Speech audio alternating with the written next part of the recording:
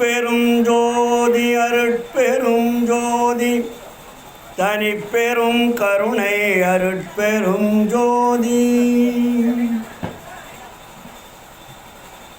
நினைந்து நினைந்து உணர்ந்து உணர்ந்து நினைந்து நினைந்து உணர்ந்து உணர்ந்து நெகிழ்ந்து நெகிழ்ந்து அன்பே நிறைந்து நிறைந்து ஊற்றெழும் கண்ணீர் அதனால் உடம்பு நனைந்து நனைந்து அருள்ளமுதே நன்னிதியே ஞான நடத்தரசே என்னுரிமை நாயகனே என்று என்னுரிமை நாயகனே என்று வனைந்து வனைந்து ஏத்ததும் நாம் வம்மின் உலகியலே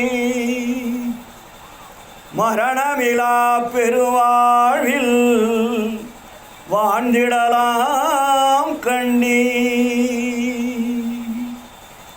உனைந்துரையேன் பொய் புகழேன் சத்தியம் சொல்கின்றேன் பொச்சபையில் சிற்சபையில் புகும் தருணம் இதுவே புகும் தருணம் இதுவே புகும் தருணம் இதுவே அருட்பெரும் ஜோதி அருட்பெரும் ஜோதி தனிப்பெரும் கருணை அருட்பெரும் ஜோதி ஆன்மநேய ஒருமைப்பாட்டு உரிமையுடைய சகோதர சகோதரிகள் அனைவருக்கும் முதற்க நன்றி கலந்த வணக்கத்தையும் வாழ்த்துக்களையும் தெரிவித்துக் கொள்கிறேன். இன்று வேலூர் மாவட்டம் கந்தனேரி கிராமம் கழடிப்பாக்கம் என்ற கிராமத்தில் அருள் ஞானி சங்கரமௌழி அம்மையார், அதாவது பட்ரோஸ் அம்மையார் என்று அழைக்கப்படுபவர் ஜீவ சமாதி அடைந்த 5ஆம் ஆண்டு குரு பூசை விழாவில் என்னை கலந்து கொள்ள வேண்டும் என்று ஒரு மாதத்திற்கு முன்பே ஆன்மநேயர் திருச்சி கணேசன் ஐயா அவர்கள் அன்பு கட்டளையிட்டார்கள். அதாவது நேற்று பூசம் வடலூர் பூசத்துக்கு மறுநாள் வச்சுருங்க எப்படி வர்றதுன்னு கேட்டேன். ஐயா பூசத்தில் அன்றைக்கி இருங்க, நானே வந்து உங்களை கூட்டிகிட்டு போகிறேன்னு என்னை அங்கே தங்க வச்சு காலையில் 4 மணிக்கு எழுந்திரிச்சு குளிச்சுட்டு எல்லாம் ரெடி பண்ணி அங்கேருந்து வந்து சேர்ந்தோம். அந்த அளவிற்கு அந்த ஆன்மநேய அன்பர் அவர்கள் நிகழ்ச்சியிலே கலந்து கொள்ள வேண்டும் என்ற ஆர்வத்தோடு அழைத்தார்கள். இங்கே இருப்பவர்களெல்லாம் எனக்கு கொஞ்சம் புதிய முகமாகவும் இருக்கிறது, பழைய முகமாகவும் இருக்கிறது. ஈரோடு கதிர்வேல் என்றால் ஓரளவிற்கு சன்மார்க்க சார்ந்த உள்நாடு வெளிநாடு மாவட்டம் மாநிலங்களுக்கு எல்லோருக்கும் தெரியும். அதனால் இந்த நிகழ்ச்சியில் நான் கலந்து கொள்வதற்கு பெருமகிழ்ச்சி அடைகிறேன். இங்கே நிர்வாகிகளெல்லாம் மிக சிறப்பான ஒரு செயல்பாட்டில் இருக்கிறார்கள். அவர்களுடைய பெயர் எனக்கு தெரியவில்லை. அதனால் அவர்களுக்கெல்லாம் ஆண்டவர் நீண்ட ஆயுள் நிறைந்த செல்வம் அழியா புகழ் அருளையும் கொடுத்து வாழ்வாங்க வாழ வைக்க வேண்டும் என்று முதற்கண் வேண்டிக் கொள்கிறேன். நமது அருள்ஞானி அம்மையார் அவர்கள் சுமார் 90 ஆண்டுகளுக்கு மேல் இந்த பூவுலகில் வாழ்ந்திருக்கிறார்கள். பெரிய சாதனை. ஏன்னா சன்மார்க்கம் என்றால் ஆன்மீகம் என்றால் ஆண்களுக்கு மட்டும்தான் உரியது, பெண்களுக்கு உரியது அல்ல என்ற ஒரு நிலைப்பாடு இந்த உலகம் முழுவதும் இருந்தது. அதிலே ஒரு சில பெண்கள் முன்னோடியாக வந்து சமயங்களிலும் மதங்களிலும் இருந்திருக்கிறார்கள். ஆனால் வள்ளல் பெருமான் வந்துதான் பெண்களுக்கும் ஆண்களுக்கும் எல்லாவற்றிலும் சம உரிமை வேண்டும் என்று சொன்னவர். இதை முதல் நம்ம தெரிஞ்சுக்கணும். இன்றைக்கி சம உரிமை வேண்டும் என்று எத்தனையோ கட்சிகளோ ஆன்மீகவாதி என்னோட பேசுகிறாங்க. ஆனால் எல்லாவற்றிற்கும் முதன்மையாக முதல் குரல் கொடுத்தவர் வள்ளல் பெருமான் தான். ஏன்னா பெண்களுக்கு ஞானம் இல்லை என்று எழுதி வைத்திருக்கிறார்கள் சமயங்களிலே. ஆண்களுக்கு மட்டும்தான் ஞானம் கிடைக்கும், பெண்களுக்கு ஞானம் என்பது வராது. அதனால் அந்த பெண்களை கூட மூலஸ்தானுக்கு அனுப்ப மாட்டாங்க. ஆண்கள் எவ்வளோ தவறு செஞ்சாலும் கூட ஆலயத்துக்கு போகலாம். ஆனால் பெண்களுக்கு ஒரு வீட்டு தூரம் அடைந்தால் கூட கோயிலுக்கு போகக்கூடாதுன்னு தடைப்பட்டு வச்சுருந்தாங்க. ஆனால் இவன் ஊரை சுற்றி போட்டு தண்ணி போட்டு எங்கே வேணாலும் சுற்றிட்டு கோயிலுக்கு போவான். அதை ஏற்றுக்கிச்சு இந்த சமுதாயம். ஆனால் பெண்கள் தன்னுடைய வாழ்க்கையை நேர்மையாக உண்மையாக உழைத்து இல்லற வாழ்க்கையில் ஈடுபட்டு வாழ்ந்து கொண்டிருந்த பெண்கள் உடம்பில் ஏற்படக்கூடிய கழிவு வெளிவருகின்ற பொழுது கூட அதற்கு ஒரு தடை சட்டம் போல் போட்டிருந்தார்கள். கேள்விப்பட்டிருக்கீங்க இல்லையா? இன்றைக்கும் பெண்கள் மாதவிடாயானால் கோயிலுக்கு போகக்கூடாது. இந்த நிலையெல்லாம் இந்த சமுதாயத்தில் இருந்தது, இன்னும் இருந்து கொண்டிருக்கிறது. இதையெல்லாம் உடைத்தவர் தான் வள்ளலார். ஆணுக்கும் பெண்ணுக்கும் பேதமில்லை, சம உரிமை வேண்டும்.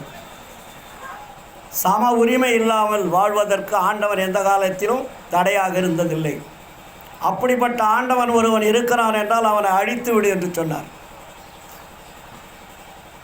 இந்த சமுதாயத்திலே ஆண் பெண் என்ற பேதமுள்ள பேதத்தை உருவாக்கிய கடவுள் எவனாக இருந்தாலும் யாராக இருந்தாலும் அவனை அழித்து விடு என்று சொன்னவர் வள்ளலார். அதனால்தான் வள்ளல் பெருமான் சொல்வார், நான் இந்த உலகத்திற்கு வந்ததனுடைய நோக்கம் என்ன? அதை நாம் வள்ளல் பெருமான் இந்த உலகத்திற்கு வந்ததனுடைய நோக்கம் என்ன என்பதை நாம் புரிந்து கொள்ள வேண்டும். அதை புரிந்து கொண்டால்தான் அந்த வாழ்க்கையிலே, இந்த உலக வாழ்க்கையிலே, மனித வாழ்க்கையிலே நாம் எப்படி வாழ முடியும், வாழ்ந்து காட்ட முடியும் என்பதை தெரிந்து கொள்வதற்கு ஒரு வாய்ப்பாக இருக்கும். எல்லா ஞானிகளைப் போல வள்ளலார் வந்தவர் அல்ல. வள்ளலார் இறைவனால் வருவிக்க உற்றவர். படிச்சிருக்கீங்களே, சன்மாரிகள் அங்கே நிறைய இருப்பீங்க. ஆனால் ஏட்டுப்படிப்போடு சரி, ஆனால் அதுக்குண்டான விளக்கமோ அதனுடைய வாழ்க்கை முறையோ நம்ம வகுத்து கொள்வதற்கு தயாராக இல்லை. ஏன்னா நம்மளை சுற்றி இருப்பது சமயங்கள், மதங்கள், ஜாதிகள். அந்த கொட்டைக்குள்ளே, அந்த குப்பைக்குள்ளே நம்ம நுழைஞ்சிருக்கிறதுனால வள்ளலார் சொன்ன கருத்துக்களை ஊன்றி கவனிப்பதற்கு நாம் தவறி விடுகிறோம். வள்ளலார் சொல்லுவார், அகத்தே கருத்து புறத்து வெளுத்திருந்த உலகர் அனைவரையும் சகத்தே திருத்தி சன்மார்க்க சங்கத்தை அடைவித்திட இகத்தே பரத்தை பெற்று மகிழ்ந்திடுதற்கென்றே என இந்த உகத்தே இறைவன் வருவிக்க உற்றேன், அருளை பெற்றேன் என்றார். நான் வரவில்லை, இந்த சமுதாயத்தை திருத்துவதற்காக இறைவனால் வருவிக்க உற்றவன் நான் சொல்கிறார். அப்போ இந்த சமுதாயம் எப்படி இருந்தது, நாம் எப்படி வாழ்ந்து கொண்டிருக்கிறோம், நம்மளுடைய வாழ்க்கையினுடைய லட்சியம் என்ன? உயர்ந்த அறிவு பெற்ற மனிதர்கள் நாம் எல்லோருமே, மற்ற பிறவிகள் போல் அல்ல. நம்ம பிறப்பானது எத்தனையாவது பிறப்புன்னு தெரியுமா?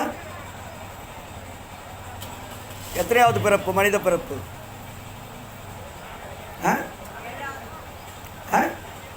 சொல்லுங்க கரெக்டு, சூப்பர். பாருங்கள், ஒரு லேடி சொல்கிறாங்க, ஜென்ஸ் முடிக்கிறீங்க.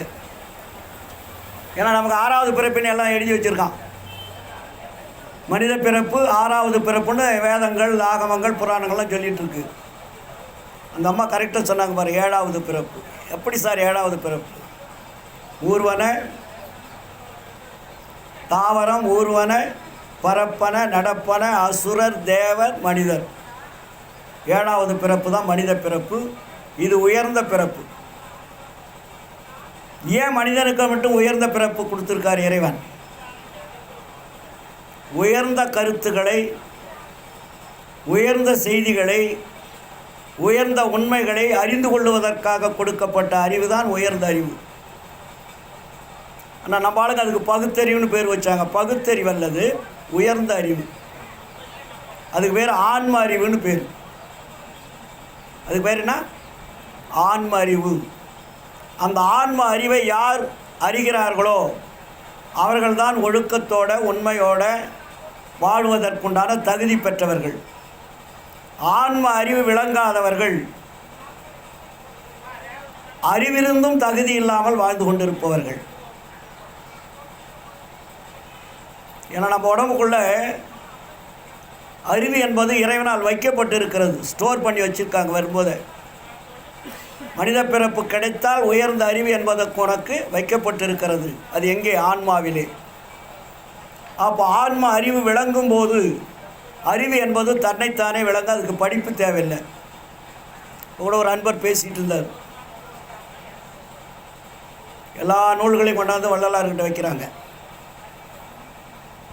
எல்லா நூலும் வள்ளலாரினுடைய நூலுக்கு சமமானது அல்ல. எல்லா தெய்வங்களும் வள்ளலார் காட்டிய தெய்வத்திற்கு சமமானது அல்ல. அப்படி எல்லா தெய்வங்களும் உண்மையான தெய்வமாக இருந்தால் வள்ளலார் அருட்பெருஞ்சோதியை காட்ட வேண்டிய அவசியம் இல்லை. அந்த தெய்வத்தையும் அவர் வணங்கிட்டு இருக்கலாம். ஏன்னா முதல்ல ஆரம்பத்தில் அப்படி தான் வணங்கிட்டு இருந்தார். எல்லாம் படிச்சிருப்பீங்க இல்லையா? ஏன்னால் ஒரு இறைவனார் வழிக்கப்பட்ட எந்த கல்லூரிக்காவது இறைவன் வள்ளலார் போனாரா? எந்த ஸ்கூலுக்கு போயிருக்காரா? எந்த நூலையாவது படிச்சிருக்காரா? ஆனால் படித்த மாதிரி நம்ம வரலாறில் எழுதி வச்சுருப்பாங்க. வள்ளலார் குருவுன்னக்கெல்லாம் கூட இப்போ தப்பு தப்பாக எழுதி வச்சுருப்பாங்க அருட்பாவில். வள்ளலார் குரு யாருன்னு எழுதி வச்சுருக்காங்க? இல்லை,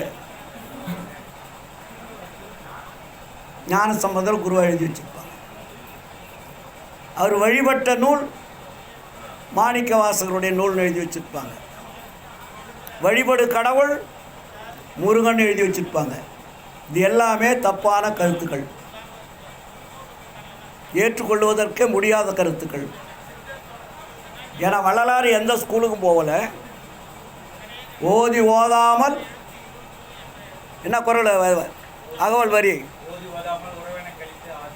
ஆதியிலா அருட்பெருஞ்சோதி.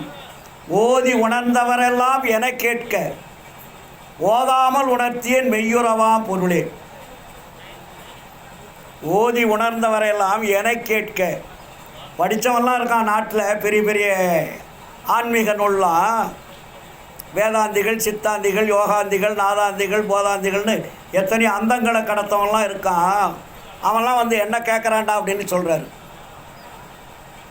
இறைவனுடைய அதிசயமும் ரகசியம் என்ன? நாங்களெல்லாம் ஏதோ குற்றம் குழப்பிக்கிட்டு இருக்கோம். ஆனால் நீங்கள் இந்த அளவுக்கு ஒரு உயர்ந்த கருத்தாழமுள்ள செய்தியை சொல்லி கொண்டு இருக்கிறீர்களே, அதனுடைய உண்மையான ரகசியம் என்னன்னு வள்ளலார் கேட்டிருக்காங்க. அதை தான் வள்ளலார் சொல்கிறார். ஓதி உணர்ந்தவரெல்லாம் என கேட்க ஓதாமல் உணர்த்தியன் மெய்யுறவாம் பொருளே. காய்வகை இல்லா உலத்தை கனிந்த நெருங்கனியே கனவிடத்தும் நனவிடத்தும் என பிரியா கழிப்பென்றார்.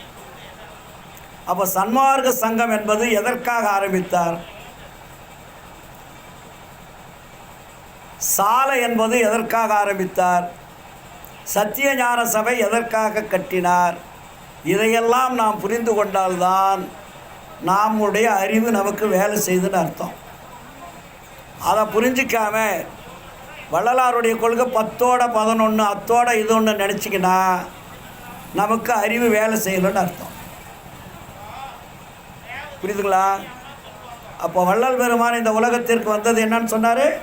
இந்த உலகத்தில் இருக்கக்கூடிய மானிட ஜென்மங்கள் அகம் கருத்து புறம் வெளுத்து கொண்டிருக்கிறது. அப்படின்னா என்ன அர்த்தம்? அகமானது கருத்து இருக்கிறது. கருத்துன்னா இருட்டுன்னு அர்த்தம். கருமை இருமை, இருட்டு தானே. கருப்புனா இருட்டு தானே. அப்போ இருட்டில் ஏதாவது விளக்கம் கிடைக்குமா? வெளிச்சம் வருமா? அப்போ இருட்டுக்கு என்ன தேவை? வெளிச்சம் கொடுக்கறதுக்கு ஒளி வேண்டும். அங்கே வாங்க. கருத்திருக்கக்கூடிய அகத்தில் விளக்கம் தேவை என்றால் அதற்கு தேவையானது எது? ஒளி. அதான உண்மை.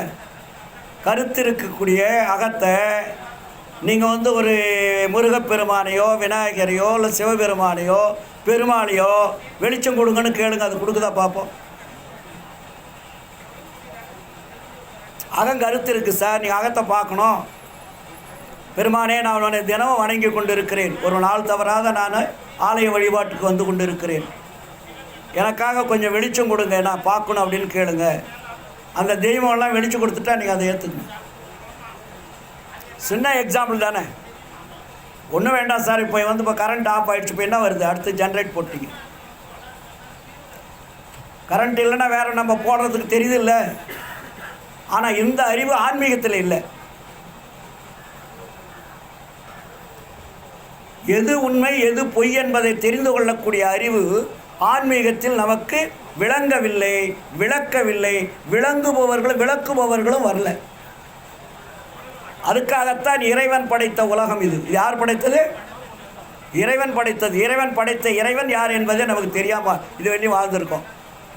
இந்த உலகத்தை படைத்தவர் யாருன்னு தெரியாது, இந்த பிரபஞ்சத்தை தோற்றுவித்தவர் யாருன்னு தெரியாது, உயிர்களை தோற்றுவித்தது யாருன்னு தெரியாது, ஆன்மாவை அனுப்பியது யாருன்னு தெரியாது, இந்த உடம்பு எதனால் உருவாக்கப்பட்டது என்பது யாருக்கும் தெரியாது. இத்தனையும் தெரியாமல் நம்ம என்ன பண்ணுறோம்?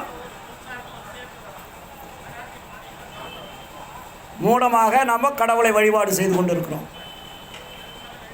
அப்போ இந்த உலகத்தை படைத்த இறைவன் யார் என்பது கேட்டால் ஒவ்வொருவரும் அது மாதிரி ஒன்று ஒன்று சொல்லுது.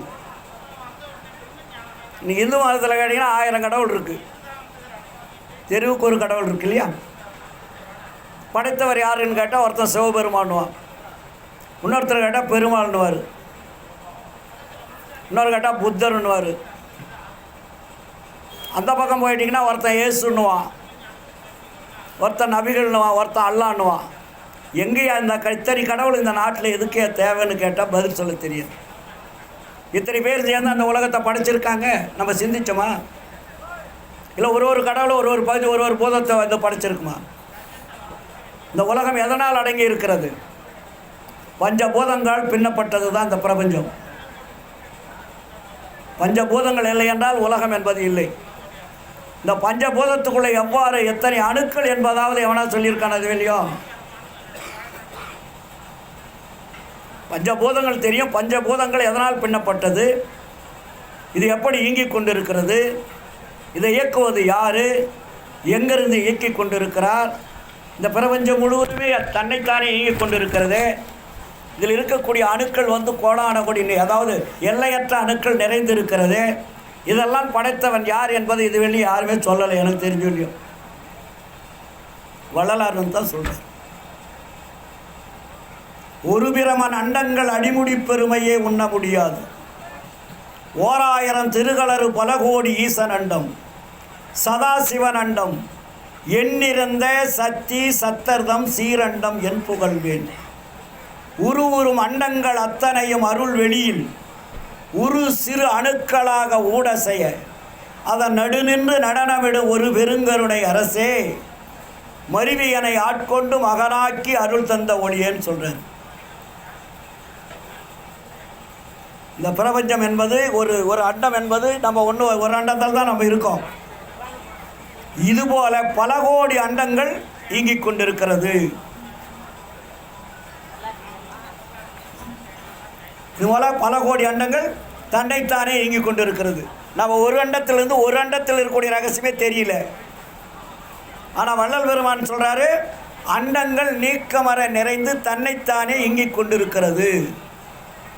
அதை இயக்கிக் கொண்டிருக்கக்கூடிய ஒரு மாபெரும் சக்தி வாய்ந்த ஒரு பேரொளி இருக்கிறது. அந்த பேரொளிக்குத்தான் அருள் ஒளி என்று பெயர். அந்த அருள் ஒளிக்குத்தான் வள்ளலார் பேர் வச்சார். அதுக்கு பேர் தான் அருட்பெருஞ்சோதி. அருட்பெருஞ்சோதி தனிப்பெருங்கருணை அருட்பெருஞ்சோதி. ஏன் இதுக்கு முன்னாடி வள்ளல் பெருமான் சிறு வயதிலிருந்து எல்லா கடவுளையும் தான் வழிபட்டுட்டு வந்தார். வழிபடாத கடவுள் ஏதாவது இருக்கா? முருகனை வழிபட்டார், பெருமாளை வழிபட்டார், சிவனை வழிபட்டார் இல்லையா?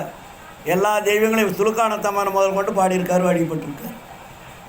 இத்தனை வழிபட்ட கடவுள் ஏன் அதையெல்லாம் தூக்கி அப்புறப்படுத்திட்டு இங்கே வராரு? ஆனால் நம்மளுக்கு முன்னா நம்ம சன்மார்க்க அன்பர்களை என்ன சொல்லிகிட்டு இருக்காங்க?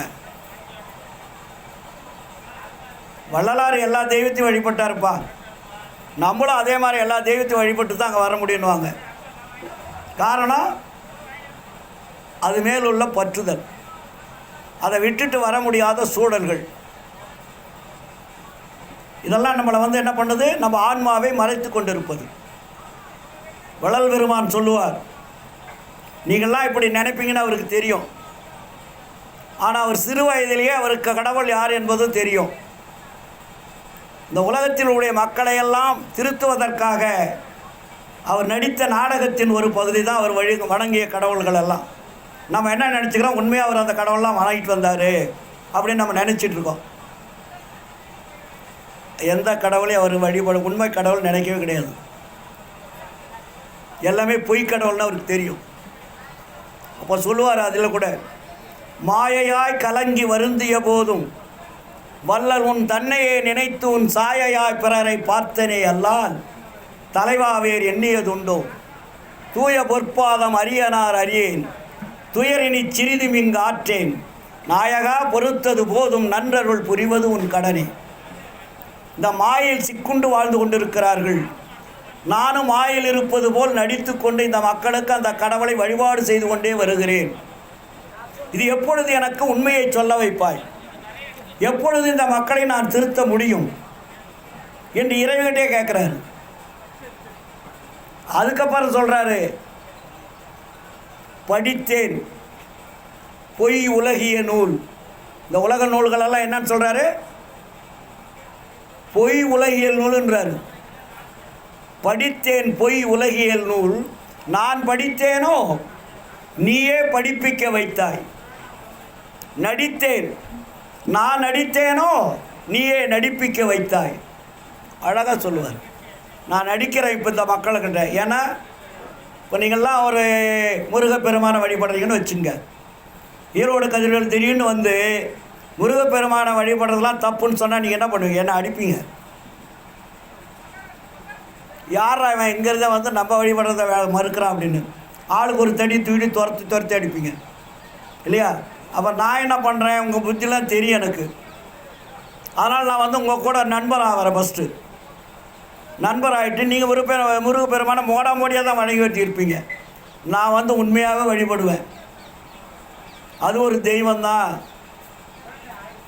அப்படின்னு உங்களை நம்ப வைக்கிறதுக்கு உங்களை விட அழுத்தமான பற்று வச்சு அந்த முருகன் மேலே அளவு கடந்த பாடால் நான் எழுதுவேன். அப்போ நீங்கள் என்ன பண்ணுறீங்க? என்ன நம்மளும் நடுவீங்க இல்லையா? உடனே வந்தோடனே என்னடா நம்மளுக்கு தெரியாதெல்லாம் முருகனை பற்றி இவர் இவ்வளோ அழகாக எழுதுகிறாரு. அப்போ நம்மளுக்கெல்லாம் சாதாரணமாக தெரிஞ்சது, இவருக்கு இவ்வளோ பெரிய விஷயம் தெரிஞ்சிருக்கு, இவரை மாதிரி ஆளே இல்லைன்னு சொல்லிட்டு உங்களையெல்லாம் நான் நம்ப வச்சுருவேன். அதே மாதிரி தான் பெருமாள் கோயிலுக்கு போனால் பெருமாளை பற்றி பயங்கரமாக நான் எழுதிடுவேன். சிவன் கோயிலுக்கு போனால் இது வெளியே எழுதின சிவனை எழுதக்கூடிய அருளாளர்களை விட அதை விட உயர்ந்த கருத்துள்ள பாடல்களை நான் எழுதிடுவேன். நீ எந்த தெய்வத்தை வழிபாடு செய்கிறீர்களோ அந்த தெய்வத்தை உங்களை விட நான் அதிகமாக வழிபாடும் செய்தேன். அந்த தெய்வத்தின் மேல் அருட்பாடல்களையும் பாடினேன். வள்ளலார் தெளிவாக சொல்வார். அப்போது ஏன் இப்படி அவர் வள்ளலார் சொன்னார்? நம்மளெல்லாம் அழகாக கூட்டிகிட்டு போகிறாரு. இப்போ காலையில் கூட ஒரு அன்பர் பேசிக்கிட்டே இருந்தார். திருத்தணி கோயிலில் திருத்தணி முருகனை கண்டாருன்னு ஏதோ சொன்னார்ல பேசிகிட்டு இருக்கும்போது. வள்ளலார் திருத்தணி முருகனை கண்ணாடியில் பார்த்தார் அப்படின்னு. நம்ம அதை தான் படிச்சுக்கிட்டு இருக்கிறோம், அதை தான் பார்த்துட்ருக்கோம். ஆனால் வள்ளல் பெருமான் என்ன பார்த்தாரு, எதுக்காக அந்த பாடலை போட்டான்னு யாருக்காவது தெரியுதா? அந்த அளவுக்கு சிந்திச்சோமா? அந்த இடத்துக்கு நம்ம போனோமா? வள்ளலாருடைய அருட்பா, வள்ளலார் காட்டிய தெய்வம் முருகனோட ஒன்று, சிவனோட ஒன்று, பெருமாளோட ஒன்று, இப்படி தான் நம்ம நினச்சிட்டு இருக்கிறோம். இப்போ நீங்கள் ஒரு ஜோதி வச்சிங்கன்னா அந்த இடத்துல எல்லா தெய்வ படங்களும் கூட வச்சுக்கோங்க. எல்லா வீட்லையும் இருக்குல்ல. முருகனை வச்சுருந்தோம், விநாயகரை வச்சுருந்தோம், எல்லாம் வச்சுருந்தோம். இப்போ வள்ளலார் வந்து அருட்பெருஞ்சோதி சொல்கிறாரு. அவர் சொன்ன கடவுள் வந்து ஒளி கடவுள். அந்த ஒளியை கொண்டாந்து வச்சுக்கிறீங்க. பக்கத்தில் பூரா படம் போட்டு பிரேம் போட்ட கடவுள் பூரா வச்சுக்கிறீங்க இல்லையா? அப்போது இதில் எதிராக உண்மையான கடவுள் உங்கள் வீட்டை எது காப்பாற்றுது? உங்களை எது காப்பாற்றுது? இத்தனை தெய்வம் வச்சு நீங்கள் வீட்டில் வழிபாடு பண்ணிகிட்டு இருக்கிறீங்க. இந்த தெய்வத்தில் எது உங்களை காப்பாற்றக்கூடியதுன்னு நீங்கள் என்னைக்காவது நினச்சி பார்த்தீங்களா? நம்ம வீட்டில் தானே சார் இருக்குது திணி கடவுளும். அப்போ எந்த கடவுள் நம்மளை காப்பாற்றுறாரு? எந்த கடவுள் நமக்கு பிரச்சனையை தீர்க்கிறாரு? எந்த கடவுள் நமக்கு வசதி கொடுக்குறாரு? எந்த கடவுள் கல்யாணம் பண்ணி வைக்கிறாரு? எந்த கடவுள் படிக்க வைக்கிறாரு? எந்த பொண்ணை நல்ல பொண்ணை கல்யாணம் பண்ணுறதுக்கு கடவுளை நமக்கு அனுப்பி வைக்கிறாரு? எந்த குழந்தை நல்ல குழந்தைக்கு கொடுக்கறதுக்கு அந்த கடவுள்? ஏதாவது ஒரு கடவுள் சொல்லுங்களேன். ஏன் எதற்காக சொல்லுகிறேன்? மறுப்பதற்காக அல்ல. வள்ளல் பெருமான் வந்து உலகத்தினுடைய உண்மையை வெட்ட வெளிச்சமாக்க வந்தவர். ஏன்னா இதுவரையில் நம்மளுடைய வாழ்க்கை முறை எப்படி இருந்தது? ஜாதியிலே, மதங்களிலே, சமய நெறிகளிலே, சாத்திர சந்தடிகளிலே, கோத்திர சண்டையிலே, ஆதியிலே அபிமானித்து அலைகின்ற உலகில் அலைந்து அலைந்து வீணேறீர் அழிதல் அடகலவே. நீதியிலே சன்மார்க்க நெறிதனிலே நிறுத்தமிடும் தனித்தலைவர் ஒருத்தர். அவர் வீதியிலே அருஜோதி விளையாடல் புரிகின்ற தருணம் இது. கூவுகின்றேன் உமையே. நீங்கள் நிறைய ஆன்மீகவாதிகள் வந்து இங்கே பேசியிருப்பாங்க. நண்பர் கூட சொன்னார், ஓரநடிகள்லாம் கூட வந்திருக்காங்க. ஏன்னா நிறைய பேசுகிறதுனால அவங்க வந்து பெரிய ஞானின்னு நினச்சிடாதீங்க. பல நூல் படித்ததுனால அதில் இருக்கக்கூடிய கருத்துக்கள் எது சொல்கிறதுனால அவங்க அறிவாளியும் தயவுசெய்து நடிச்சிடாதீங்க. யாராக இருந்தாலும் என்னையும் சேர்த்து அறிவு விளங்கணும்.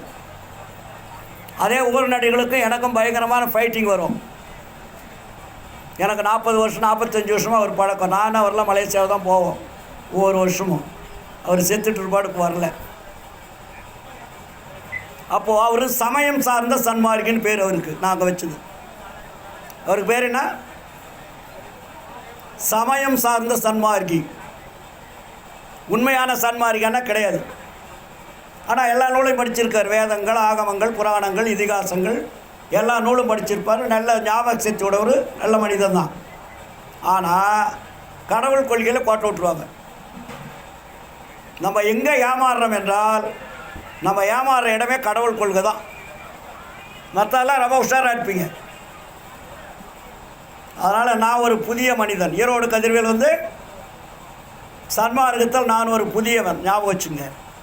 நான் யாரை பற்றியும் கவலைப்பட மாட்டேன். மக்களுக்கு உண்மையை எடுத்து சொல்லுவது தான் என்னுடைய வேலை. அதான் எனக்கு வள்ளலார் கொடுத்தது. பொய் சொல்லி உங்களையெல்லாம் நேரத்துக்கு தகுந்த மாதிரி, ஆளுக்கு தகுந்த மாதிரி மாற்றி பேசி உங்களை வழி வைக்கிறதுக்காக நான் வரல. புரியுதுங்களா? அப்போ இந்த சமுதாயம் எப்படி அடிந்து கொண்டு இருந்தது? வேதங்கள், ஆகமங்கள், புராணங்கள், இதிகாசம் என்ற குப்பைகளை நமக்கு படிக்க வைத்து அதனுடைய வழியிலே நம்ம வாழ வைத்து நாம் எல்லோரும் அறியாமையில் தள்ளப்பட்டோம். அதே மாதிரி கடவுள் ஒருவரே என்ற உண்மையை சொல்லி வைக்காமல் பல கடவுள் என்பதை சொல்லி நம்முடைய அறிவை மழுங்கி வைத்து விட்டார்கள். நாமெல்லாம் அப்பாவிகள், நேர்மையானவர்கள், ஒழுக்கமானவர்கள். யாரும் நம்ம தவறு செய்யலை. நம்மை தவறு செய்ய தூண்டியவர்கள் தான் நமக்கு முன்னோடிகள். ஏன்னா இப்போ நம்ம என்ன சொல்லிகிட்டு இருக்கோம்? முன்னோடிகள்லாம் வந்து காட்டின வழியில் நம்ம போகணுன்றோம். முன்னோடி காட்டின வழியில் போனீங்கன்னா நீங்கள் எல்லோரும் செத்து போயிடுவீங்க.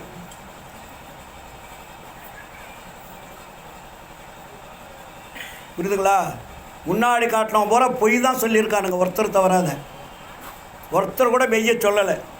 அது எந்த ஞானியாக இருந்தாலும் சரி, அது புத்தராக இருந்தாலும் சரி, இயேசுநாதர் இருந்தாலும் சரி, நபிகள் நாயகமாக இருந்தாலும் சரி, வேசராக இருந்தாலும் சரி, வான்மீகா இருந்தாலும் சேக்கிடாக இருந்தாலும் சரி, எல்லாருமே நான் சொல்லலை அப்படின்னு வள்ளலார் சொல்கிறார். வள்ளலார் சொல்கிறார். அப்படி என்னன்னு சொல்கிறாரு? எய்வகை சார் மதங்களிலே பொய்வகை சாத்திரங்கள் எடுத்துரைத்தே எமது தெய்வம் எமது தெய்வம் என்றே கைவகையை கதறுகின்றீர். தெய்வம் ஒன்றென்றறீர்.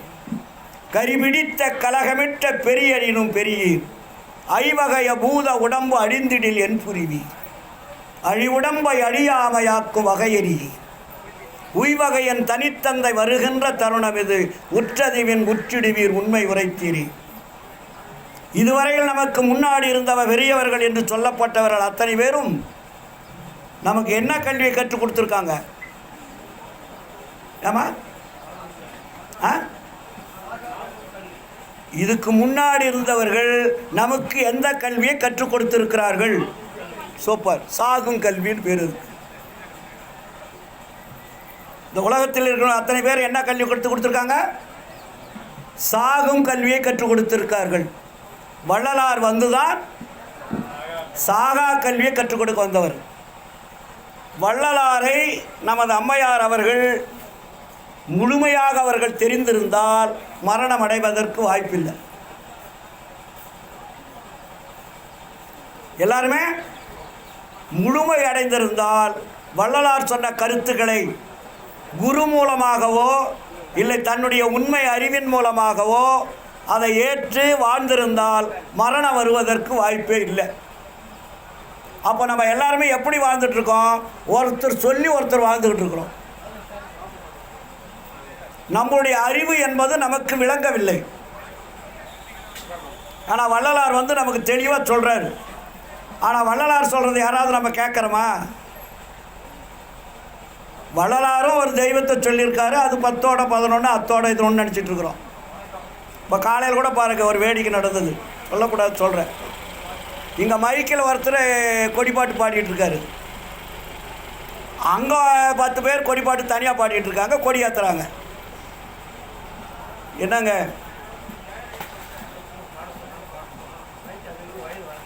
அதான் ஏதோ ஒன்று, அதாவது ஒன்றுக்கு ஒரு ஃபார்முலா வேணும். நீ எதை செஞ்சாலும் ஒரு ஃபார்முலா இருக்கும். அந்த ஃபார்முலா இல்லாத செய்தால் அதில் என்ன வரும்? குழப்பம் வரும். நான் வந்து இங்கே குழைப்பூட்டு போகிறதுக்கு வந்தேன்னா நீங்கள் என்ன நினைப்பீங்க? எவனா வந்தால் என்னென்ன சொன்னால் அந்த கதிர்கள் வந்து குழைப்பூட்டு போயிட்டாருன்னு சொல்லுவீங்களா? சொல்ல மாட்டீங்க. நிறைய மாற்றங்கள் செய்ய வேண்டியது இருக்குது சன்மார்க்கத்தில். ஆளாளுக்கு ஒன்று ஒன்று படிப்பாங்க. எந்த இடத்துல எதை படிக்கணும்னு கூட தெரியாது. முருகன் கோயிலில் போய் அருட்பெருஞ்சோதி ஆண்டவரை படிக்கலாம், தப்பு இல்லை. அருட்பெருஞ்சோதி ஆண்டவர் இடத்துல வந்து முருகன் பாடம் பாடக்கூடாது, தெரியுமா நமக்கு? இது பெரிய பெருந்தெய்வம் சொல்கிறார்ல, என்ன தெய்வம்? இதுக்கு பேர் என்ன வச்சுருக்கார் வள்ளலார்? அரிய பெருந்தெய்வம், பெரிய பெருந்தெய்வம்னு சொல்லுவார். அப்போது அந்த பெரிய தெய்வத்திட்ட போய் சின்ன தெய்வ பாட்டு பாடலாமா? இப்போ சன்மார்கள் எல்லாமே அப்படி தான் பாடுவாங்க. அவங்களுக்கு வந்து வேணும்னு பாடல, நம்மளை ஏதோ ஒரு அருட்பா 2 பாடலாமேன்னு ஒரு ஆசையில் பாடுறாங்க. அவங்க சிந்தித்து இந்த இடத்துக்கு இதுதான் தேவை, இந்த இடத்துக்கு இது பாடினா தான் பொருந்தும் அப்படின்னு யாராவது நினைக்கிறோமா? நினைக்கல. காரணம் என்ன? இதுக்கு முன்னாடி இருந்தவங்களாம் நம்ம சொல்லி கொடுத்தது அப்படி தான். இப்போ ஐயப்பா பக்தர் போகிறாங்கன்னா ஐயப்பன் பாட்டை பாடினா தப்பு இல்லை, அங்கே போய் எல்லா தெய்வத்தையும் பாடுவாங்க. முருகன் கோயிலுக்கு போனால் முருகனை பாட்டை பாடினா தப்பு இல்லை, அதில் ஊரில் இருக்கிற தெய்வத்தில் அங்கே பாடுவாங்க, இல்லைங்களா? அப்போ இதெல்லாம் வந்து நம்மளுடைய அறிவு விளக்கம் இல்லாதனால் செய்யக்கூடிய செயல்பாடுகள். அதை தான் வள்ளலார் சொல்கிறாரு.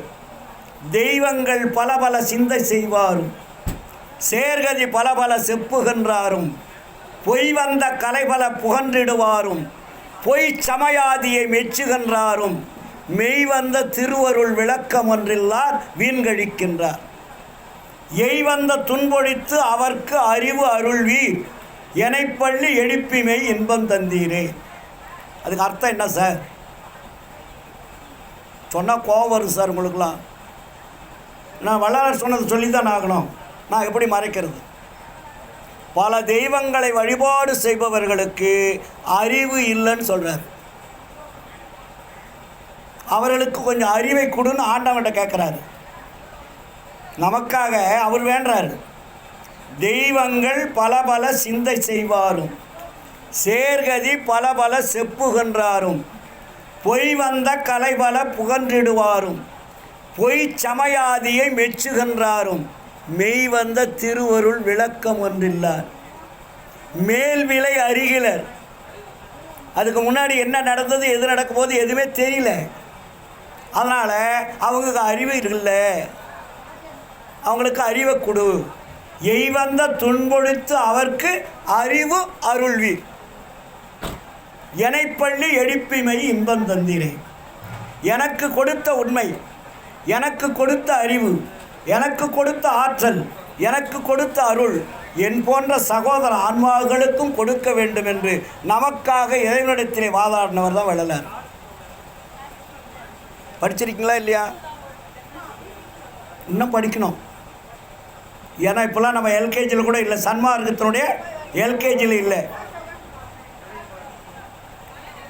ஏன்னா ஆன்மீகத்தினுடைய 4 பகுதிகள் இருக்குது. அதாவது தெரியுமா, ஆன்மீகத்தில் வந்து 4 பகுதிகள் இருக்குது. ஒன்றுள்ளே 4 பிரிவுகள் இருக்குது. அதுக்கு பேர் என்ன? சத்தம் போடாதீங்கம்மா. சரியை, கிரியை, யோகம், ஞானம் சமயங்கள் சொல்லுது இல்லையா? அது 4 படி இருக்கா? இந்த 4ல் இன்னொரு 4 படி இருக்கு ஒன்றொன்றுலையும். அதாவது தெரியுமா, சரியையில் சரியை, சரியல் கிரியை, சரியையில் யோகம், சரியையில் ஞானம். கிரியையில் சரியை, கிரியையில் யோகம், கிரியையில் ஞானம். யோகத்தில் சரியை, யோகத்தில் கிரியை, யோகத்தில் யோகம், யோகத்தில் ஞானம். கடைசியது ஞானத்தில் சரியை, ஞானத்தில் கிரியை, ஞானத்தில் யோகம், ஞானத்தில் யோகம், ஞானத்தில் ஞானம். இப்போ வள்ளலார் வந்து எந்த பாடம் நமக்கு எடுக்கிறான்னு தெரியுமா? சூப்பர். ஏன்னா இதுக்கு 12 முன்னாடி இருக்குல்ல, சரியை, கிரியை, யோகம். இந்த 3ல் 4 4 12 பூரா வேஸ்ட்டு பாட்டன்ட்ட பயசு பாடம் படிச்சுட்டீங்க. நீங்கள் இன்னும் அதே படிச்சுட்டு இருக்கிறீங்க. தூக்கி போட்டு குப்பையில் போடுங்கடான்றார். அப்போ 4வது ஸ்டாண்டர்டுக்கு வாங்க. சன்மார்க்கத்தினுடைய ஸ்டாண்டர்ட் எது? ஃபஸ்ட்டு எல்கேஜினா சன்மார்க்கத்தில் ஞான சரிகை. ஞான சரிகளை எத்தனை பாட்டு எழுதி வச்சுருக்கார் வள்ளலார்? 28. அதுக்கு பேர் என்ன வச்சார்? ஞான சரியன்னு பேர் வச்சார். டைட்டிலுக்கு மேலே மரண வேளா பெருவாழ்வு இல்லைங்களா? இப்படிலாம் நீங்கள் சிந்தித்து படித்தாதாங்க புரியும். அப்போது நாம் எடுக்கக்கூடிய வழிபாடு சன்மார்க்கத்தை எல்லைக்குள்ளே வந்தவர்கள், சமயவாதிகளை விட்டுருங்க. இந்த சன்மார்க்கத்துக்குள்ளே நீங்கள் வந்துட்டீங்கன்னா இறைவனுடைய அருளை பெற வேண்டுமானால், உங்கள் வாழ்க்கை புனிதம் ஒரு வாழ்க்கை வாழ வேண்டுமானால் நம்ம எப்படி வாழணும்? ஞானத்தில் சரியை தான் ஸ்டார்ட் பண்ணணும் ஃபஸ்ட்டு. அதனால தான் வள்ளலார் வந்து டைட்டில் ஞான சரிங்கன்னு கொடுத்தாரு. அதில் எத்தனை பாட்டு? 28 பாட்டு. அதில் எத்தனை பாட்டு இருக்குது? 28. 8 2 8 2 கூட்டினா என்ன வருது? 10. 10ல் அதுக்கு 0வுக்கு வாய்ப்பு இல்லை. நம்பர் 1. நீங்கள் நம்பர் 1 வரணுன்னா இந்த 28 பாடல்களில் கண்டபடி உங்கள் வாழ்க்கையை அமைத்து கொள்ளுங்கள். இதை எங்கே சொல்கிறார் வள்ளலார்? சித்தி விளாக திருமாலைக்குன்னா தெரியுமா? எங்கே இருக்குது? மேட்டுக்குப்பத்தில் இருக்கா? வடலூர் எங்கே இருக்குது? வடலூரில் என்ன இருக்குது? தர்மசாலை இருக்குது, ஞான சபை இருக்குது. ஆனால் வள்ளலார் ஏன் மேட்டுக்கும் போயிட்டார்? அதாவது தெரியுமா? ஏங்க தர்மசாலை கட்டிட்டார், ஞான சபையை கட்டிட்டார். ஞான சபையை கட்டிட்டு தர்மசாலை கட்டிட்டு வள்ளலார் எங்கே இருக்கணும்?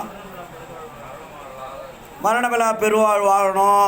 ஆனால் ஜாயப்பிரகாரம் இறைவனுடைய கட்டளை பிரகாரம் ஞான சபைக்குள்ளே தான் வள்ளலார் போயிருக்கணும். அதாவது தெரியுமா உங்களுக்கு? தெரியாது, எதுவுமே தெரியாதாண்ணா. ஆனால் இதெல்லாம் கட்டிட்டு அவர் எங்கே போயிட்டார்? மேட்டுக்கும் போயிட்டார். ஏங்க மேட்டுக்கும் போனாருங்க?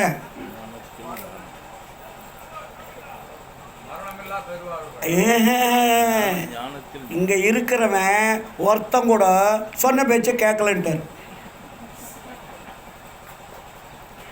வள்ளலார் காலத்தில் இருந்த அறிஞர் பெருமக்கள் அவங்களாம் சாதாரண நினச்சிடாதீங்க. வள்ளலார் கூட இருந்தவர்களாம் சாதாரண ஆள் கிடையாது. வேலாயுத முதலியார் சாதாரண ஆளா?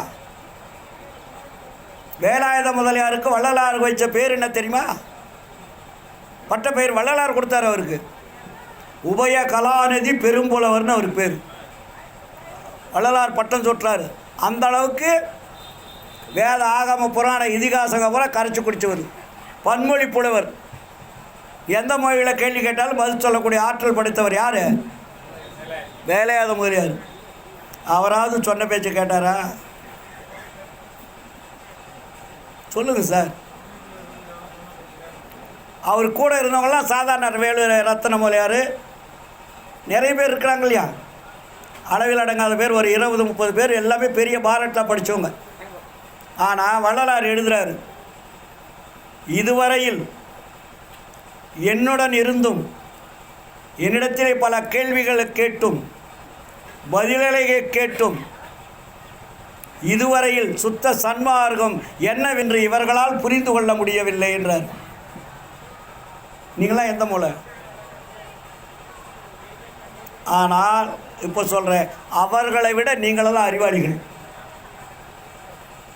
அவங்களாம் படிப்பு சார், ஞானத்துக்கு படிப்பு கிடையாது சார், அறிவுக்கு படிப்பு தேவையில்லை,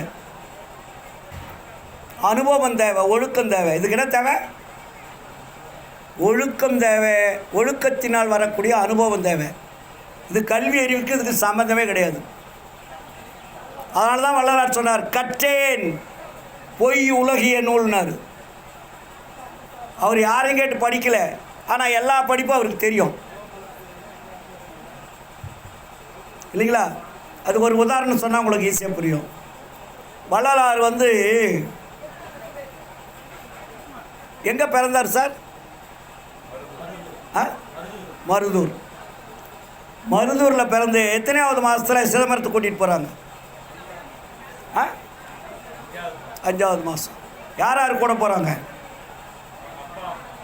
அப்பா, அம்மா, அண்ணன், அக்கா, கையில் குழந்தை. சின்ன பையனுடைய கையில் என்ன இருக்குது? அந்த மாதிரி குழந்தையா இருக்குது. கூட யார் யார் போகிறாங்க? அண்ணன் போகிறாரு, அக்கா போகுது, எல்லாம் போகிறாங்க. அப்பாவும் வராரு. அப்பா பேர் என்ன? ராமையா பிள்ளைன்னு விட்டுருங்க சார், ராமையான்னு சொல்லுங்கள். ஏன்னா என்ன வாளுங்க எழுதி குட்டக்கொலை வச்சுட்டானுங்க. அது தப்பு தான். நான் என்னுடைய வரலாறு புக்கில் நான் எழுதுவேன், வேலாயுதனார் தான் எழுதுவேன், பிள்ளை நான் போட மாட்டேன். நான் எழுதினேன், வள்ளலார் கண்ட மெய்ப்பொருள் நூல் எழுதியிருக்கேன், மலேசியாவில் ஃபாரினில் வெளியிட்டது. அதில் எந்த ஜாதி இருக்காது. ரத்தனமொழியார்னு போடுவாங்க, ரத்தனம்னு நினைப்பு எழுதுவேன், ரத்தன அவர்கள் இருக்க ரத்தன அவர்கள் தான் இருக்கும். சபாபதி பிள்ளைன்னு போடுவாங்க, சபாபதி அவர்கள், இப்படி தான் இருக்கும். அவர் கேட்டார் பாருங்கண்ணா, நான் சொன்னதையும் குற்றம் சொல்லிட்டார்ல, அப்படி தான் அறிவு விளங்கணும். ஏன் நீ சொல்கிற, நீ சொல்லிவிட்டு கடைசியில் நீங்கள் வேலாயுத மொழியார் சொன்னீங்களே, இது நியாயமான அதுதான் வேணும். அந்த கேள்வி கேட்கக்கூடிய தில்லு வரணும் சார். ஆச்சுங்களா? அப்போது குழந்தைய எடுத்துக்கிட்டு எங்கே போகிறாங்க? சிதம்பரத்துக்கு போகிறாங்களா? சிதம்பரத்தில் எத்தனை வழிபாடு இருக்காங்க? நீங்களாம் சிதம்பரத்துக்கு போகாத ஆள் இருக்க மாட்டீங்க, வடலூர் கூட வர மாட்டீங்க, ஆனால் சிதம்பரத்துக்கு போயிருப்பீங்க. சொல்லுங்கள், எத்தனை வழிபாட்டு முறை வச்சுருக்காங்க அங்கே? இன்னைக்கு நடக்குதில்ல அது இல்லை. எத்தனை சாமிக்கு வழிபாடு பண்ணுறாங்க?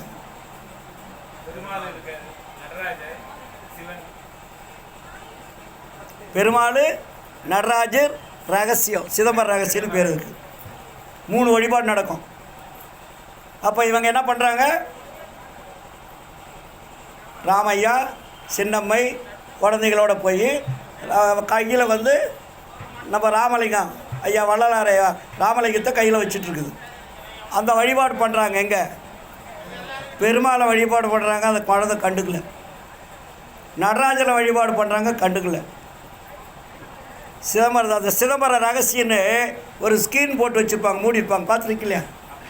அந்த ஸ்க்ரீனை ஓப்பன் பண்ணி அப்பைய தீட்சிதர்னு அவர் பேர், அவர் ஆராதனை காட்டுறாரு. ஆராதனை காட்டும்போது இந்த கையில் இருக்கிற குழந்தை கலகல கலகல கலகலன்னு சிரிக்குது. சாதாரண சிரிப்பல்ல, அந்த ஒளி இதுவரையில் அந்த சிதம்பர தில்லையிலே கேட்ட வரலாறு கிடையாது. 5 மாத குழந்தை சிரித்த சிரிப்பு ஒளி. எல்லோரும் அதிசயிக்கிறார்கள். மற்றவர்கள் அதிசயிப்பது அது அப்புறம். அப்பைய தீட்சர் பார்த்துட்டு மெய் மறந்துட்டார். அவர் தான் ரொம்ப காலமாக அங்கே பூசை பண்ணுறவர். அவர் பேர் அப்பைய தீட்சிதர். அவர் பார்க்குறாரு, இங்கே பார்க்குறாரு, திரும்பி பார்த்தா சின்னம்மை கையில் குழந்தை இருக்குது. என்னடா அந்த குழந்தை இப்படி சிரிக்குது? இதுபோல் கோடிக்கணக்கான லட்சக்கணக்கான குழந்தைகள்லாம் வந்திருக்கு, எந்த குழந்தையும் இப்படி சிரிப்பொலி காட்டியது அல்லவே. இந்த குழை இப்படி சிரிக்குது, அதுவும் சிதம்பர ரகசியத்தை திறக்கின்ற பொழுது சிரிக்குது அப்படின்னு சொல்லிட்டு அவர் பார்த்துட்டு அவசர அவசரமாக பூசையெல்லாம் முடிச்சுட்டு இவங்க வெளியே போயிடுறதுக்குள்ளேயே ராமையா சின்னமையை கொஞ்சம் இருங்கன்றார். எதுக்காக இவர் இருக்க சொல்கிறாருன்னு பார்க்குறாங்க. உடனே அவர் முடிச்சுட்டு எல்லோரும் எங்கள் வீட்டுக்கு வாங்கன்னு கூட்டிகிட்டு போயிடுறார். யாரை கூட்டிகிட்டு போகிறாங்க? ராமையாவினுடைய குடும்பத்தை கூட்டிகிட்டு போய் அங்கே அவர் வீட்டில் ஹால் இருக்கு இல்லையா, ஹாட்டில் ஒரு பாயை போடுறாங்க. ஹாலில் பாயை போட்டு இந்த குழந்தைய சாஸ்திராங்கமாக படுக்க வைக்கிறார். குழந்தைய படுக்க வச்சுட்டு காலில் விழுந்து வணங்குறார் சார். குழந்தைய யார்? அப்பா தீட்சிதர். எல்லாரும் ஆச்சரியப்படுறாங்க. அப்பா அம்மாவுக்கே தெரியாது, ராமையாவுக்கு தெரியாது ஏன் பண்ணுறாருன்னு, சின்னம்மைக்கு தெரியாது, அண்ணன் தங்கச்சிக்கு தெரியாது, யாருக்குமே தெரியாது. இவர் காலில் விழுந்து வணங்குறாரு. ஐயா சாமி என்ன இது அற்புதம் அப்படின்னு கேட்குறாங்க. ராமையா கேட்கும்போது சொல்கிறாரு, இது சாதாரண குழந்தை அல்ல, இது ஒரு ஞான குழந்தை. இந்த குழந்தை என் வீட்டில் வந்து கால் வைத்தாலே எனக்கு புண்ணியம் கிடைக்கும். இந்த குழந்தையினுடைய கால் என் வீட்டில் பட்டாவே போதும், நான் பல கோடி வருஷம் செய்தது புண்ணியத்தை விட இந்த புண்ணியம் தான் எனக்கு உயர்ந்ததாக கருதுகிறேன். அதனால் இந்த குழந்தையை வீட்டுக்கு வரவழைத்து நான் வணங்குவதற்கு ஆயுத்தமானேன்னு ஓப்பனாக சொல்கிறார். அதுக்கப்புறம் என்னாச்சு, இவங்களெல்லாம் ரொம்ப ஆச்சரியப்படுறாங்க. யார்? அப்பா அம்மாலாம். அப்போ அவர் எல்லாம் வணங்கிட்டு அவங்களுக்கு கொடுக்க வேண்டிய பிரசாதத்தெல்லாம் கொடுத்துட்டு வழி அனுப்புகிறார். இது வழி அனுப்பிட்ட பிறகு இது யாருக்காவது தெரியுமான்னா 4 பேருக்கு தான் தெரியும். ராமையாவுக்கு தெரியும், சின்னம்மைக்கு தெரியும், சபாபதிக்கு தெரியும், இவர் அப்பை தீட்சிதருக்கு தெரியும். அப்போ தான் முக்கியமானவங்க. அப்பா எப்போ செத்து போனார்? 8 வயசுன்னு சொல்கிறாங்க, 5 வயசு அது முன்ன பின்ன இருக்கலாம். அப்பா செத்து போயிட்டாரா? அம்மாவும் குழந்தைங்களாம் கூட்டிகிட்டு சின்ன காவனுக்கு போயிடுச்சா? சின்ன காவனம் போயிட்டு வருமானம் இல்லைன்னு சொல்லிட்டு மறுபடியும் சென்னைக்கு வந்துச்சா? சென்னைக்கு வந்தோடனே தன்னுடைய தலைமகன் சபாபதியை வச்சு புராண சொற்பொழி வச்சு அதில் வரக்கூடிய பணத்தை வச்சு வாழ்க்கை நடத்தியிருந்தாங்களா? இதெல்லாம் இப்படியே போச்சா? வள்ளலார் அதுக்குள்ளேயே அவருடைய வாழ்க்கை வரலாறு நீண்டு போகும் பேசுகிறதுக்கு. அப்படியே ஆச்சா? கடைசியில் இந்த சின்ன பையனாக இருக்கக்கூடிய ராமலிங்கத்தை சபாபதி குருக்கள் படித்த எந்த சபாபதி? அவர் படித்த குரு காஞ்சிபுரம் மகா வித்வான், அவர் பேர் சபாபதி. அவர் ஆசிரியர்கிட்ட போய் ஸ்கூலில் சேர்க்குறாரா? சேர்த்துட்ட உடனே அவர் ஆசிரியர் போதிக்கிறாரா? போதிக்கும் போது எல்லா குழந்தையும் சொல்லுதா? வள்ளலார் மட்டும் சொல்லாமல் உட்காந்துருக்காரு. அங்கே இருக்கிற குழந்தைங்களாம் அவர் சொல்கிறத கேட்குது, இவர் சொல்லாத உட்காந்துருக்காரு. ஏன் சொல்லாமல் உட்காந்துருக்காரு? அவர் மேலே கோபமா? இல்லை. ஆனால் அவர் என்ன பாடம் கொடுத்துருக்காரு? அப்போ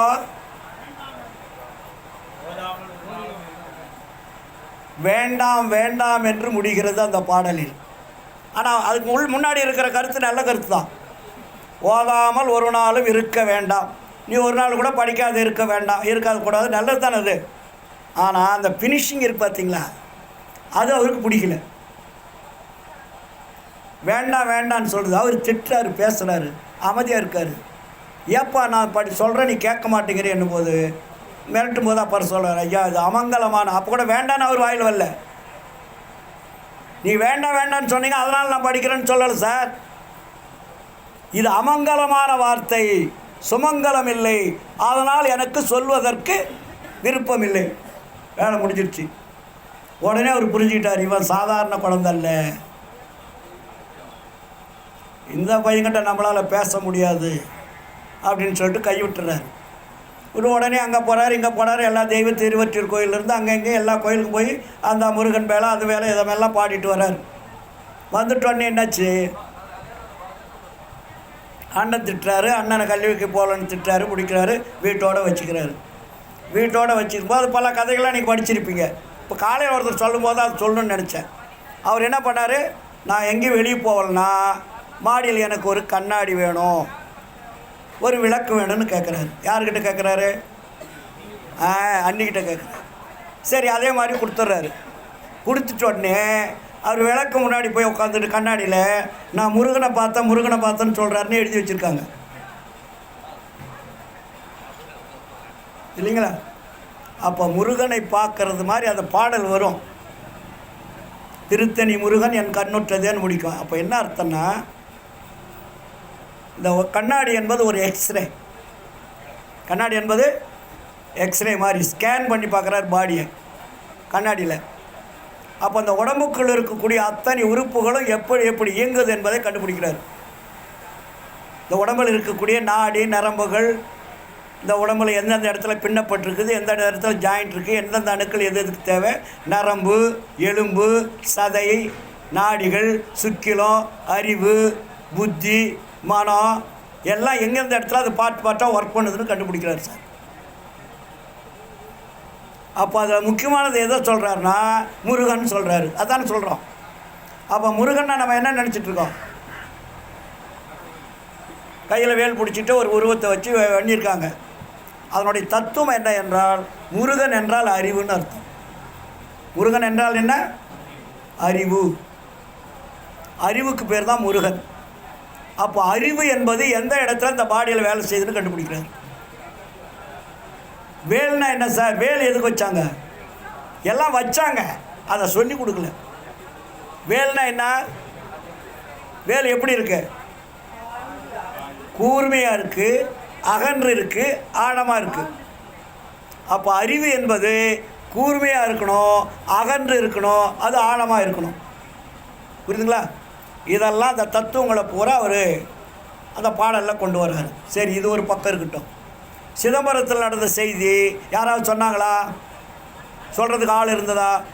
அப்போ அவர் 1871 4 வருஷம் அங்கே இருக்கிறார். எங்கே? மேட்டுக்குப்பத்தில் ஓவராக இருக்கார். 72 சபை முடிக்கிறாரு, வரப்போக இருக்கார். 73 74 அங்கே இருக்கிறார். அப்போது இந்த ஒன்றில் இருந்து 5 திருமுறை எழுதுனது பூரா எல்லாருக்கும் தெரியும். வள்ளலார் எழுதிய நூலெல்லாம் வெளியிடுறாங்க. 4 திருமுறையெல்லாம் வேலாயுத முதல் கொண்டு வேலாயுத முதலியார்னு வருது பாருங்க, சொல்லி வேலாயுதம் ஒரு ரத்தனம் இவங்க எல்லோரும் சேர்ந்து எழுதுகிறாங்க. அவர்கிட்டயே கேட்குறாங்க. அவர் உண்ணாவிரதம் இருக்கிறாரு. அதுக்கப்புறம் தான் நீ புத்தகத்தை வெளியிடுன்னு சொல்லி அனுமதி கொடுக்குறா. அதெல்லாம் நீ படிச்சிருப்புங்க. ஆனால் 6ஆம் திருமுறை எழுதியது யாருக்காவது தெரியுமா? யாருக்குமே தெரியாது. 5 திருமுறையினுடைய பாடல்கள் எல்லாருக்குமே தெரியும். 6ஆம் திருமுறை எழுதியது யாருக்குமே தெரியாது. 6ஆம் திருமுறை தான் எல்லா உண்மைகளும் வெளிச்சமாக போடுறாரு. உலகத்தினுடைய ரகசியங்கள், உலகத்தினுடைய உண்மைகள், உயிர்கள் தோற்றம், கடவுள் யார் என்பது, வாழ்க்கை என்ன என்பது, எப்படி எப்படிலாம் வாழணும், எப்படி எப்படிலாம் அருளை பெறணும், எப்படி மரணமில்லா பெறுவார் வாழ முடியும், இது எல்லாமே தெளிவாக என்ன பண்ணுறாரு? 6ஆம் திருமுறை எழுதுகிறார். 6ஆம் திருமுறை எழுதுவது யாருக்குமே தெரியாது. ஏன்னா கடவுள் சொல்ல அவர் எழுதுகிறார். 6ஆம் திருமுறை யார் எழுதுனது? கடவுள் சொல்ல வள்ளலார் எழுதிட்டுருக்கார். அதில் அவரே சொல்லுவாரியா, நான் உரைக்கும் வார்த்தையெல்லாம் நாயகந்தன் வார்த்தை. அது மட்டுமா? நீ கொடுக்க நான் தொடுக்க என்ன தவம் செய்தேனும், சிற்றவையில் நடிக்கின்றாய் செந்தமிழில் வளர்கின்றாய்னு. சிற்றவைன்னா ஆண்டவர் இருக்கக்கூடிய இடம், ஆன்மா இருக்கக்கூடிய இடம், அறிவு விளங்கக்கூடிய இடம், அருள் விளங்கக்கூடிய இடம். அந்த இடத்திலிருந்து இறைவன் சொல்ல இவர் எழுதுகிறாரு. இன்னொரு ரகசியம், இவர் எழுதுன்ற அவசியம் கிடையாது. அருள் பெற்றுட்டான். பேனா வேண்டும், பேப்பர் வேண்டதெல்லாம் கிடையாது. மின்னல் வேகத்தில் நடக்காது. அருள் பெற்றுட்டா ஒரு சிறு துளியும் 5 வழியில் புரின்னு சொல்கிறாரா? அருள் பெறின் எல்லாம் ஆகு இது உண்மை, அருள் பெற முயலுக என்ற அருளிய சிவமை படிக்கிறீங்களா? அப்போ அருளுடைய தன்மை என்ன என்றால், அறிவை விட கோடி கோடி கோடி மடங்கு உயர்ந்தது. அறிவு என்பது ஒரு சிறு துளியாக இருந்தாலும் அதை விட கோடி மடங்கு அதிகம் உள்ளது அருள்.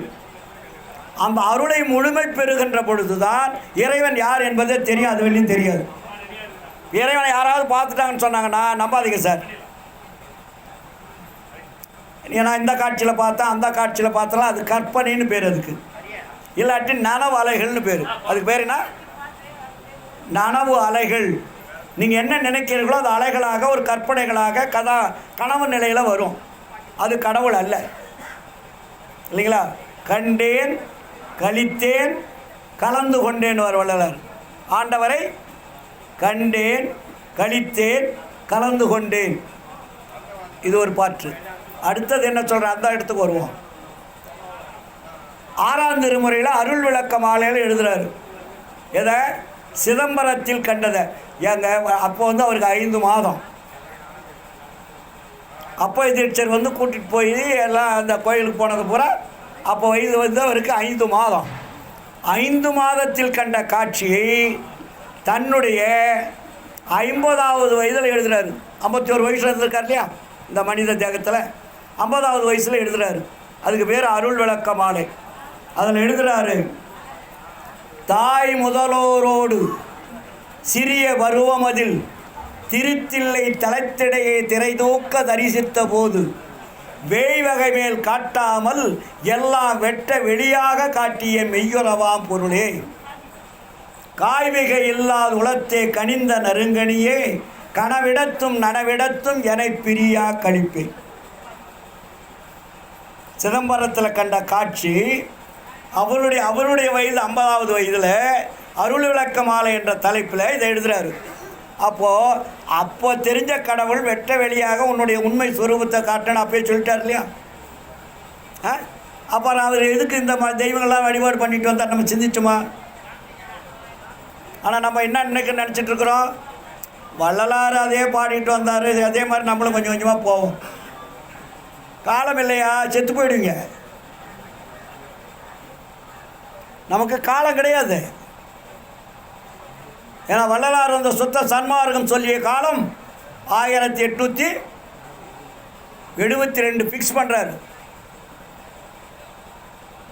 1872 சபையை கட்டிட்டார். சபையை கட்டி முடிச்சாச்சா? சபையை கட்டி முடிச்சுனே சபை விளக்க பத்திரிக்கைன்னு ஒரு பத்திரிக்கை எழுதுகிறாரு. அதில் தெளிவாக எழுதுகிறாரு. அதுக்கு முன்னாடி வள்ளலார் நமக்கு என்ன சொன்னார்? வேத சன்மார்க்கன்னு ஆரம்பித்தார். அதுக்கப்புறம் ஷடாந்த சன்மார்க்கன்னு ஆரம்பித்தார். அதாவது படிச்சிருக்கீங்களா? சொல்ல கேள்விப்பட்டிருக்கீங்களா? அதுக்கப்புறம் என்னாச்சு? சபையை கட்டியாச்சு, சாலையை கட்டியாச்சு, சபையை கட்டியாச்சு. 1872 சபையை கட்டிட்டு ஒரு விளம்பர பத்திரிக்கை கொடுக்குறார், விளக்க பத்திரிக்கை. அப்போ சொல்கிறாரு, இப்பொழுது டைட்டில் பூரா மாற்றுறார் வள்ளலார். இப்பொழுது சங்கத்திற்கு சமரச சுத்த சன்மார்க்க சத்திய சங்கம் என்று பெயர் வைத்தல் வேண்டும். நம்ம யாராவது கரெக்டாக அப்படி வச்சுருக்கீங்களா? எந்த சங்கத்துக்காவது? நிறைய சங்கங்கள் போருங்க, இஷ்டத்துக்கு அவங்க இஷ்டத்துக்கு வச்சுருப்பாங்க பேர். சமரச சுத்த சன்மார்க்க சத்திய சங்கம் என்று பெயர் வழங்குதல் வேண்டும். ஆர்டர். 2வது, சாலைக்கு சமரச சுத்த சன்மார்க்க சத்திய தருமச்சாலை என்று பெயர் வழங்குதல் வேண்டும். 3வது, சபைக்கு சமரச சுத்த சன்மார்க்க சத்திய ஞான சபை என்று பெயர் வழங்குதல் வேண்டும். இதெல்லாம் டைட்டில் கொடுத்துட்ட வள்ளலார் சபையை எப்படி செயல்படுத்த வேண்டும்னு எழுதுகிறார். இந்த சபையை எப்படி நீங்கள் வழிபாடு செய்ய வேண்டும். வழிபாடெலாம் அது அப்புறம் கடவுள் ஒரு படம் தானே வழிபாடு. அப்போ கடவுள் வந்துட்டாரா சபைக்குன்னா? வரல சார். உங்கள் மக்களுக்கெல்லாம் உங்களுக்கு கொஞ்சம் உண்மையை சொல்லிட்டு போகிறேன். சபைக்கு கடவுள் வந்தாரா? வரல. சபையை கட்டிட்டாரா? கட்டிட்டார்.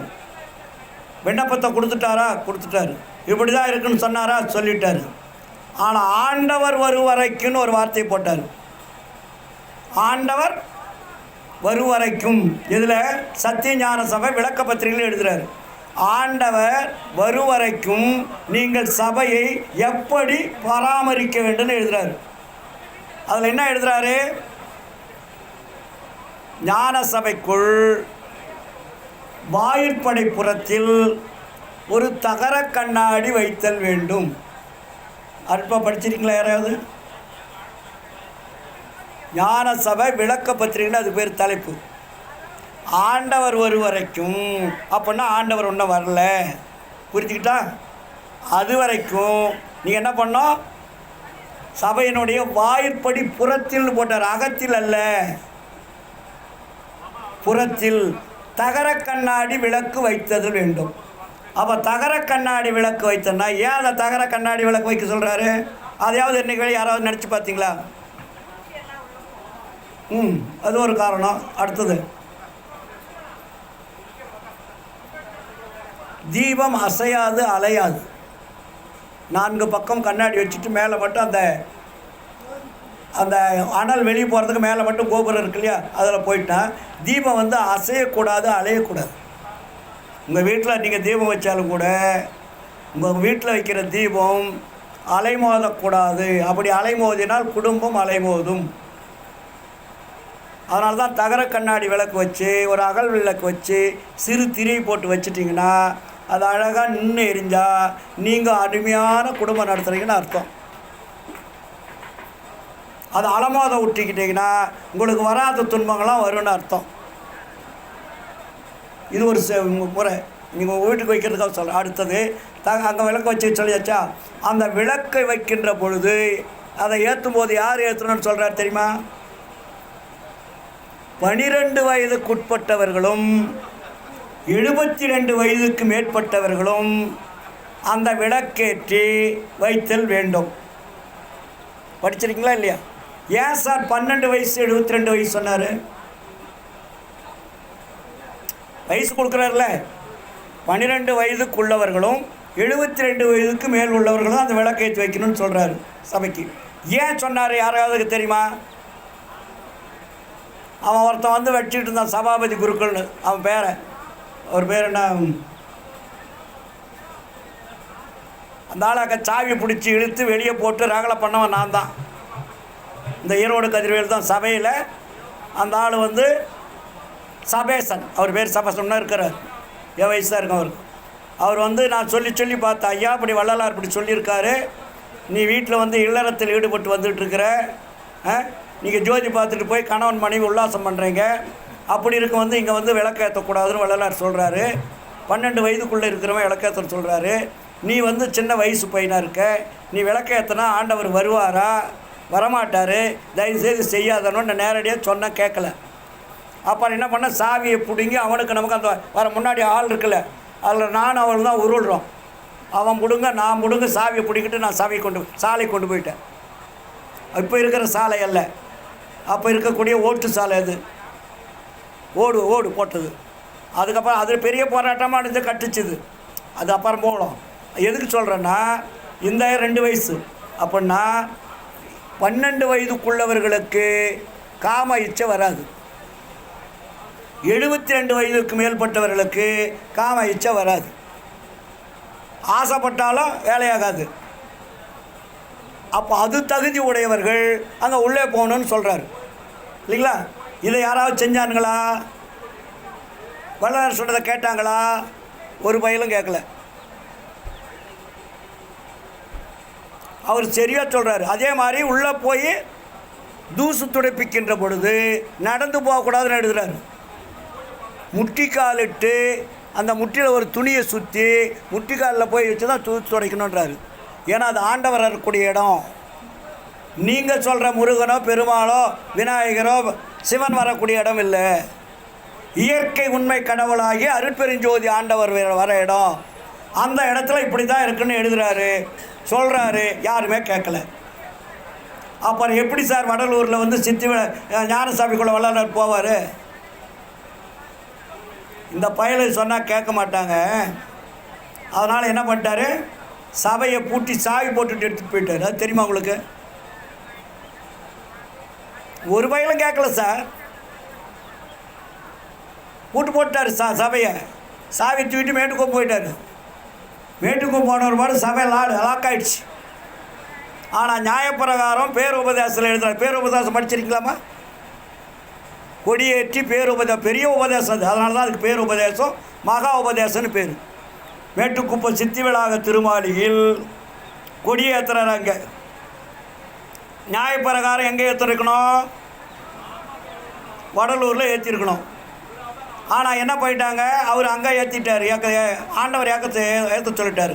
அப்போ அந்த கொடியேற்றுன்ற பேருபதேசத்தில் தெளிவாக விளக்கத்தை எழுதிட்டார். அதை நீங்கள் ஊன்றி 100 தடவை 1000 தடவை படித்தா கூட புரியாது. அவ்வளோ விஷயம் அதில் இருக்குது, படிக்கணும். அதில் எழுதுகிறாரு, இன்னும் 10-15 தினங்கள் சாலைக்கு ஆண்டவர் போகின்ற வரையில் இப்படி உங்கள் வாழ்க்கையை நடத்திக்கொள்ளு அங்கேயும் சொல்கிறாரு. இப்போ உங்களுடைய ஆன்மாவை திரைகளாக மறைக்கப்பட்டிருக்கிறது. அது என்ன திரையாம்? கருமையில் பச்சை வண்ணம் உள்ள திரை. அது பேர் அசுத்த மாயா திரைன்னு அதுக்கு பேர். அதுக்கு பேர் என்ன? நம்ம ஆன்மாவை மறைத்து கொண்டிருக்கக்கூடிய முதல் திரை கருமையில் பச்சை வர்ணம் உடையதுன்னு எழுதுறாரு. அதுக்கு பேர் அசுத்த மாயா திரை. அப்படின்னா சுத்த மாயா திரை இன்னொன்று உள்ள இருக்குது. நீ இந்த திரையே நீக்கலைன்னா நீ அந்த திரையை எப்படி நீக்க முடியும்? இன்னொன்று பொன்மையில் பச்சை வர்ணம் உடையது. ரெண்டும் ஒன்றோட ஒன்று பின்னப்பட்டு கலந்துருக்கு. நம்ம ஆன்மாவை மறைத்து கொண்டு இருக்கிறது.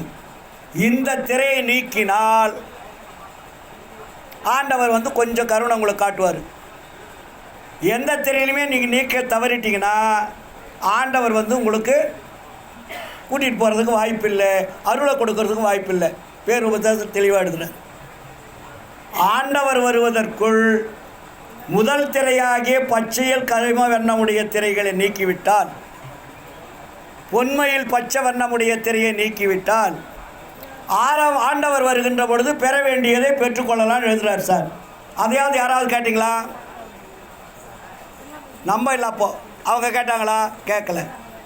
அப்போ என்னாச்சு? வள்ளலார் சித்தி விழாக திருமாலைகளை போய் உட்காந்துட்டார். பேருபதேசம் பண்ணியாச்சு, எல்லாம் எழுதியாச்சு, எல்லாம் ரெடி பண்ணி கரெக்ட் பண்ணிட்டார். உடனே எங்கே போய் உட்காந்துட்டார்? சித்தி விழாக்களத்தில் உட்காந்துட்டாரா? ஆண்டவர் எங்கே போயிருக்கணும்? ஞான சபைக்கு போயிருக்கணும். ஆனால் இங்கே என்ன சொல்கிறாரு? பாதி இரவில் எழுந்தருளி பாவியேனை எழுப்பி அருஜோதி அடித்து என் உள்ளகத்தே சூழ்ந்து கலந்து துலங்குகின்றாய், நீதினிடம் செய் பேரின்ப நிதி யான் பெற்ற நெடும்பேற்றை ஓத முடியாது என்போல் உலகம் பெறுதல் வேண்டுவனே என்றார். அப்போ கூட இவங்கெல்லாம் சொல்லாத பசங்க, கேட்காத பசங்க, இவங்க எப்படியாவது நாசமாக போயிட்டு போன்னு நினச்சாரா? இறைவன் எழுப்பி அருளை கொடுத்து சுத்த தேகம், பிரணவ தேகம், ஞான தேகம் என்ற முத்தேக சித்தியை கொடுத்து தன்னுடைய தேகத்துக்கு ஈக்குவல் பண்ணி இரண்டரை கலக்கக்கூடிய ஒரு தருணத்தில் சொல்லுகிறார் இறைவன்.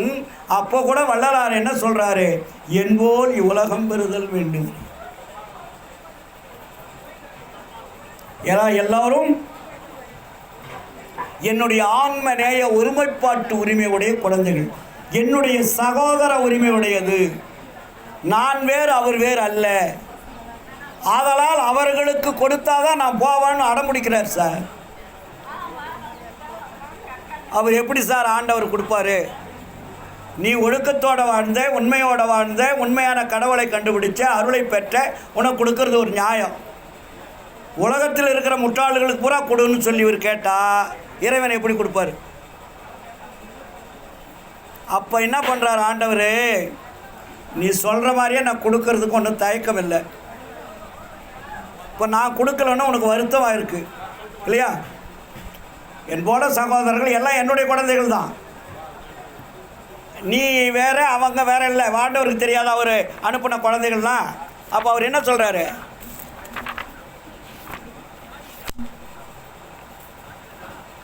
நிறைய வருது.